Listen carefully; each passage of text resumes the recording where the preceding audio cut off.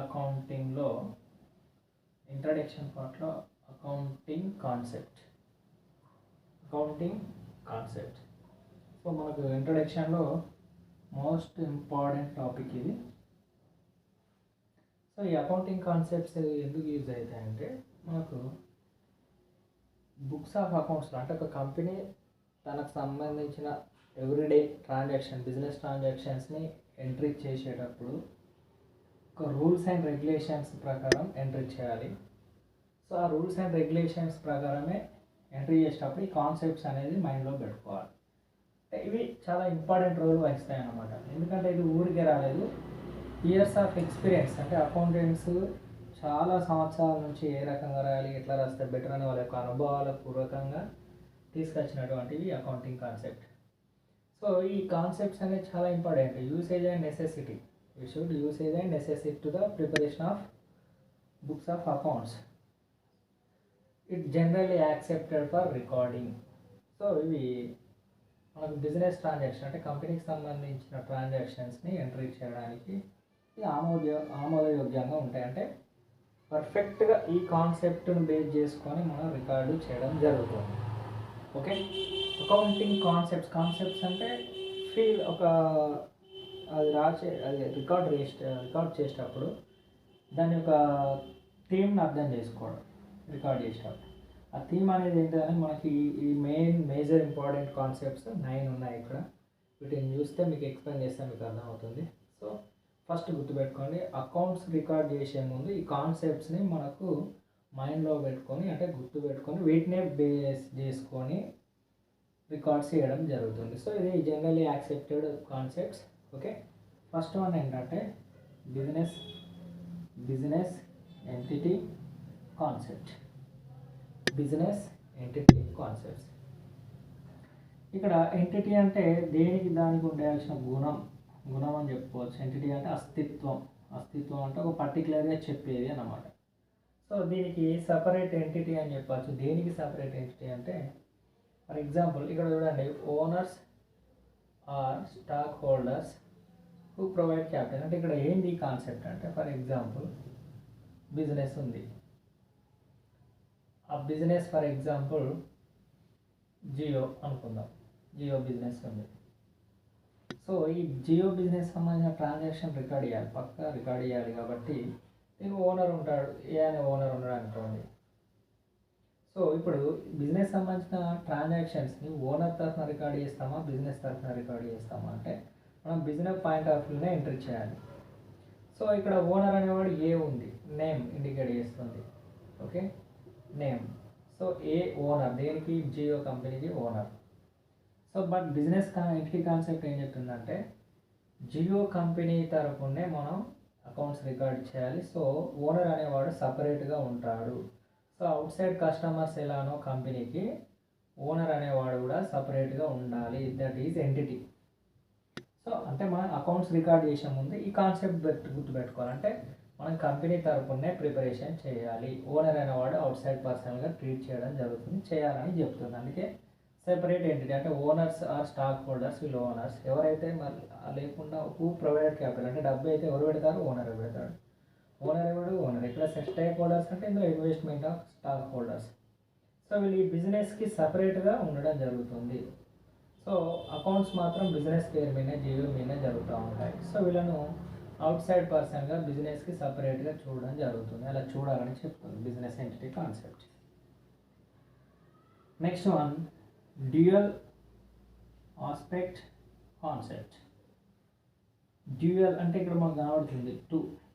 ఏంటి ఇక్కడ మనకి కనబడుతుంది, double entry book keeping system. అంటే బిజినెస్ ట్రాన్సాక్షన్స్ని కంపల్సరీ 2 ఆస్పెక్ట్స్గా ఎంట్రీ చేయాలని చెప్తుంది business concept. Accounting concepts 2 aspects అంటే ఒకటి రిసీవింగ్ కాన్సెప్ట్, ఒకటి giving concept. Receiving concept, giving concept అంటే ఏ ట్రాన్సాక్షన్ చూడండి. ఇప్పుడు మనం ఒక మిషనరీ పర్చేజ్ చేస్తే మిషనరీ రిసీవింగ్, క్యాష్ అనేది పోతుంది, క్యాష్ అనేది గివింగ్. అంటే ఒకటి receiving and giving concept compulsory ఉంటుంది. సో 2 ఫోల్డ్ ఆఫ్ ఎఫెక్ట్ కనబడతాయి. సో ప్రతిదీ కూడా ఒక ట్రాన్సాక్షన్ రికార్డ్ చేసేటప్పుడు compulsory double entry book keeping సిస్టమ్ని ఫాలో అయ్యి 2 ఆస్పెక్ట్స్గా రికార్డ్ చేయాలి. అందులో 2 ఆస్పెక్ట్స్ ఏంటి, ఒకటి రిసీవింగ్ కాన్సెప్ట్, ఒకటి గివింగ్ కాన్సెప్ట్.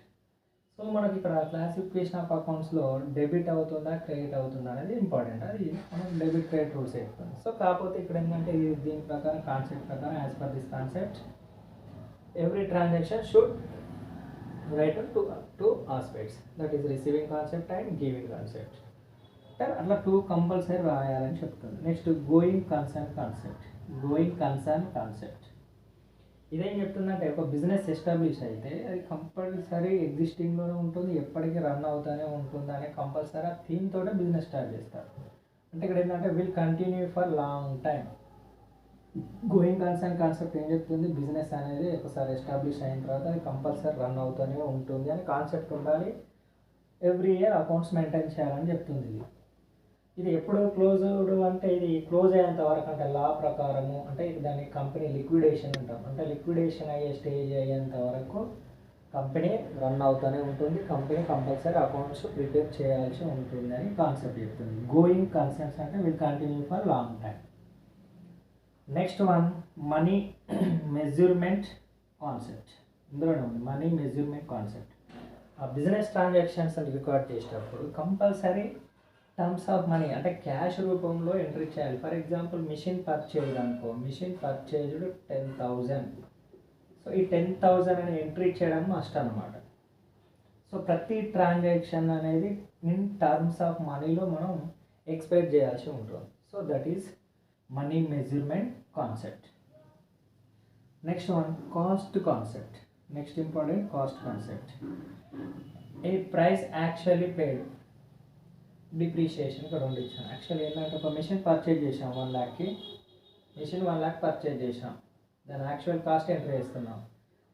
నెక్స్ట్ ఇయర్ అయింది అనుకోండి, నెక్స్ట్ ఇయర్ ఏమవుతుందంటే దాని మిషన్ యొక్క డిప్రిషియేషన్ అంటే లాస్, అంటే దాని యొక్క యూసేజ్ టైం ఉంటుంది, యూసేజ్ చేస్తాం కాబట్టి దాని యొక్క అమౌంట్ డిక్రీజ్ అంటే అసెట్ వాల్యూ డిక్రీజ్ అవుతుంది. సో నెక్స్ట్ ఇయర్కి వచ్చేసరికి దాని డిప్రిషియేషన్ మైనస్ చేస్తే 90,000 ఉంటుంది కావచ్చు. ఫర్ ఎగ్జాంపుల్ అనుకుందాం 10,000 మైనస్ అంటే ఇలా పర్ఫెక్ట్ యాక్చువల్ ప్రైస్ కంపల్సరీ మనం మెయింటైన్ చేయాలి. నెక్స్ట్ ఇంకొకటి ఏంటంటే cost of price, market price కాకుండా మార్కెట్లో ప్రాఫిట్ తోటి యాడ్ అయి ఉంటుంది, కానీ ఇక్కడ కంపెనీలో యాక్చువల్గా కాస్ట్ ఆఫ్ ప్రైస్ ఎంత అయిందో అంతే మనం రికార్డ్ చేయాల్సి ఉంటుంది. అంటే మార్కెట్ యొక్క సిచ్యువేషన్స్ ప్రైస్ ఇంక్రీజ్ అవుతూ ఉంటుంది, డిక్రీజ్ అవుతూ ఉంటుంది. అలాంటివి పట్టించుకోకుండా వాస్తవంగా ఎంత అయితే ఖర్చు అయిందో ఆ మిషన్ కానీ ఫర్నిచర్ కానీ ఏదైనా అసెట్ వాల్యూ కానీ పర్ఫెక్ట్గా అదే వాల్యూ రాయాలి. మార్కెట్లో రేట్ ఇంక్రీజ్ కావచ్చు, డిక్రీజ్ కావచ్చు. సో ఎప్పుడైతే ఏ ధరకి అయితే ఉన్నామో దాని యాక్చువల్ కాస్ట్ ఎంత ఉందో అంతే అమౌంట్ రాయాలని చెప్తుంది ఇక్కడ. Next account period concept. అంటే ఇది టైమింగ్ పీరియడ్, అంటే అకౌంట్స్ ప్రిపేర్ చేసే జనరల్గా మనకు 1 monthకి ఒకసారి, 2 monthsకి ఒకసారి, లేదా 3 monthsకి, 6 monthsకి ప్రిపేర్ చేస్తూ ఉంటారు accounts. Quarterly, half yearly prepare చేస్తూ ఉంటారు. ఆఫ్టర్ ఫైనల్గా నార్మల్గా మనకు అకౌంట్స్ ప్రిపేర్ చేసేది ఎవ్రీ ఇయర్ చేస్తూ ఉంటాం, అది 12 monthsకి చేస్తూ ఉంటాం. మనకు accounting period April 1st to March 31st. So అంటే అకౌంటింగ్ పీరియడ్ కాన్సెప్ట్ ఏం చెప్తుందంటే కంపల్సరీ ఇంటర్వెల్ ఆఫ్ టైం అంటే వివిధ దశలో ప్రిపేర్ చేస్తూ ఉంటారు. కానీ ఫైనల్గా 12 monthsకి అంటే April 1st to March 31st వరకు ప్రిపేర్ చేస్తాం. సో కంపల్సరీ ఇది మెయింటైన్ చేయాలని చెప్తుంది ఈ కాన్సెప్ట్. సో మన ఇంటర్వెల్గా డిఫరెంట్ టైప్స్గా మనం ఇంటర్వెల్ అంటే వివిధ దశలో ప్రిపేర్ చేస్తాం. బట్ లాంగ్ టైంలో అంటే మనకు ఆఫ్టర్ ఫైనల్ టైం ఏంటి 12 months అంటే ఎండ్ ఆఫ్ ది ఇయర్లో కంపల్సరీ మనం అకౌంట్స్ ప్రిపేర్ చేయాలని అకౌంటింగ్ పీరియడ్ కాన్సెప్ట్ చెప్తాం. Next accrual concept. Accrual concept means అంటే రావాల్సింది యాక్చువల్గా ఎంత రావాల్సిన అమౌంట్ అంతే రాయాలి. ఫర్ ఎగ్జాంపుల్ మనకు 2020-21లో అకౌంట్స్ ప్రిపేర్ చేస్తే 2021 ప్రిపేర్ చేస్తే మనకు ఈ ఇయర్కి సంబంధించిన అమౌంట్ వచ్చేది ఎంట్రీ చేయాలి.